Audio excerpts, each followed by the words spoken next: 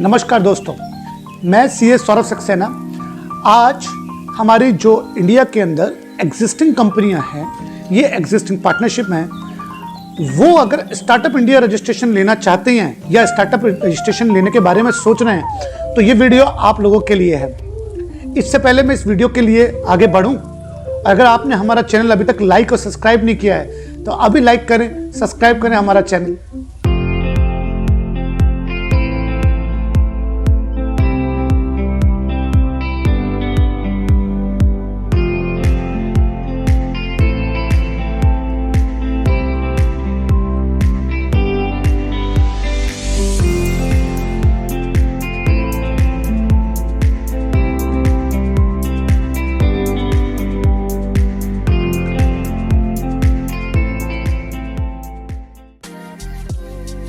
तो दोस्तों, आज मैं बात कर रहा हूं स्टार्टअप इंडिया रजिस्ट्रेशन का।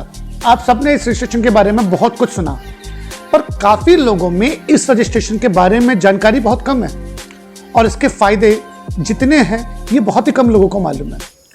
तो हमारे पास हमारे चैनल पे बहुत डिमांड आ रही थी कि हम स्टार्टअप इंडिया रजिस्ट्रेशन के बारे में कुछ वीडियो बनाएं और बताएं कि स्टार्टअप इंडिया रजिस्ट्रेशन कैसे होगा, क्या फायदे हैं इसके लिए और कौन कौन स्टार्टअप इंडिया रजिस्ट्रेशन ले सकता है। तो पहले मैं बात करता हूं एलिजिबिलिटी क्राइटेरिया की कि कौन शख्स स्टार्टअप इंडिया रजिस्ट्रेशन ले सकता है। आपको मालूम है कि जैसे हमें अगर अपनी कोई भी ऑर्गेनाइजेशन बनानी है या हमें कोई भी काम करना है तो वो मैं प्रोप्राइटरशिप में बना सकता हूं, वो मैं पार्टनरशिप में बना सकता हूं, कंपनी, एलएलपी और भी बहुत सारे तरीके से मैं अपनी एक ऑर्गेनाइजेशन बना सकता हूं। पर स्टार्टअप इंडिया में फायदा लेने के लिए आपको अपना रजिस्ट्रेशन तभी ले सकते हैं जब या तो आप कंपनी हो या पार्टनरशिप फर्म हो या एलएलपी हो। केवल यही तीन ऐसी एंटिटी हैं जो स्टार्टअप इंडिया रजिस्ट्रेशन में जा सकते हैं और तो आप ये करा सकते हैं। अब बात आती है कि सर एलिजिबिलिटी क्राइटेरिया हो गया, आखिरकार स्टार्टअप इंडिया रजिस्ट्रेशन के लिए हमें क्या करना है? क्या कोई फिजिकल विजिट होती है किसी ऑफिसर की या कोई इसी तरीके की कोई कंप्लायंस होती है? कैसे मिलता है?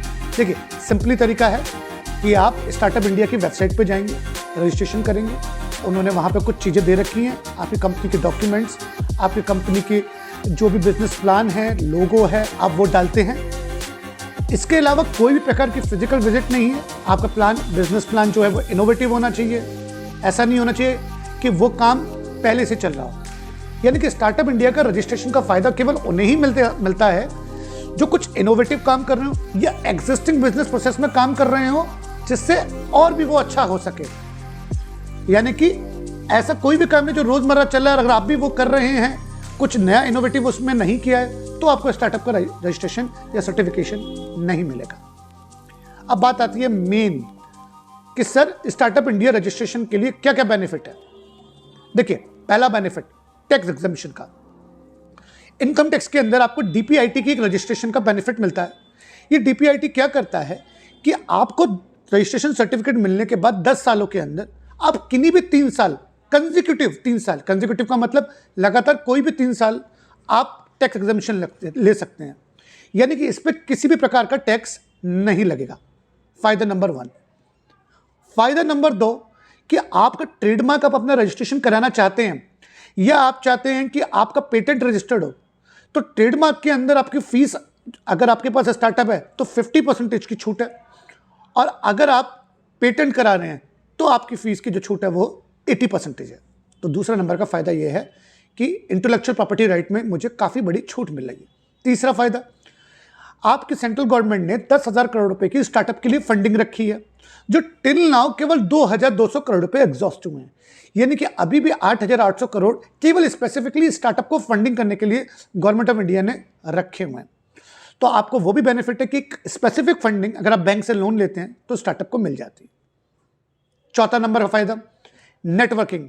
देखिए, वहां पे बहुत सारे वेंचर कैपिटलिस्ट, बहुत सारे एंजल इन्वेस्टर्स भी हैं, आप भी वहां हैं, बहुत सारे स्टार्टअप वहां हैं। तो हो सकता है कि आप किसी की कॉम्प्लेक्स प्रॉब्लम सॉल्व कर रहे हो सकता है कि कोई एंजल इन्वेस्टर आपके जैसा प्रोजेक्ट ढूंढ रहा है इन्वेस्ट करने के लिए, तो दोनों को एक दूसरे को मिल सकते हैं उस स्टार्टअप में। उनका जो वो एक बना रखा है उन्होंने एक अपना एक वेबसाइट, वहां पे आप लोग बहुत सारे जने मिल सकते हैं। 5वां नंबर का फायदा, देखिए, नॉर्मल कंपनी और एलएलपी को बंद करने के लिए थोड़ा हेक्टिक प्रोसेस है। आप कंपनी बंद करेंगे, कंपनी बंद करने के बाद आप उसमें जाते हैं तो आपको टाइम पीरियड है कि 1 साल या सवा साल तक कंपनी बंद होती है। स्टार्टअप जिन कंपनियों में है उनका एग्जिट 90 दिनों के अंदर फास्टर रूट से हो जाता है कि भगवान न करे अगर आपको अपनी ऑर्गेनाइजेशन बंद करनी है तो वो 90 दिन के स्मार्ट एग्जिट प्रोसेस से जल्द बंद हो जाती है। फायदा नंबर 5, गवर्नमेंट टेंडर्स। गवर्नमेंट काफ़ी बिजनेसेस के अंदर अपने काफ़ी सारे टेंडर जब लाती है तो उसके अंदर स्टार्टअप को बहुत फ़ायदा देती है।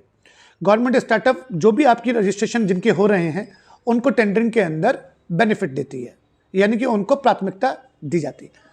इसके अलावा स्टेट गवर्नमेंट की भी बहुत सारी फंडिंग आती है जहां स्टेट गवर्नमेंट स्टार्टअप को अपनी एक स्पेसिफिक फंडिंग के अंदर फ़ायदा देती है, यानी कि एक रजिस्ट्रेशन और इतने सारे फायदे। अब बात आती है सर इसमें डॉक्यूमेंट्स की क्या ज़रूरत है, क्या क्या डॉक्यूमेंट्स इसके अंदर लगेंगे। अगर आप पार्टनरशिप फर्म हैं या एलएलपी हैं तो आपकी partnership deed, LLP agreement, partners की डिटेल और छोटे मोटे डॉक्यूमेंट। अगर आप कंपनी हैं तो कंपनी का डायरेक्टर्स की डिटेल, एमओए, एओए और इन चाहे आप कंपनी हो चाहे आप एलएलपी हो, आपका हमें चाहिए हुआ एक डिटेल बिजनेस प्लान कि आप क्या कर रहे हैं और कैसे आप इनोवेटिव हैं और उससे कि आप क्या नया काम स्टार्टअप के जरिए कर रहे हैं। इसके अलावा अगर आप ये रजिस्ट्रेशन खुद ना कर पाएँ तो आप हमें संपर्क कर सकते हैं नीचे दिए हुए नंबर पे। और अगर आपको ऐसे ही वीडियो चाहिए और ऐसे ही वीडियो के लिए आप चाहते हैं कि आपको मिलें तो अभी हमारा चैनल को लाइक करें, सब्सक्राइब करें। Thank you.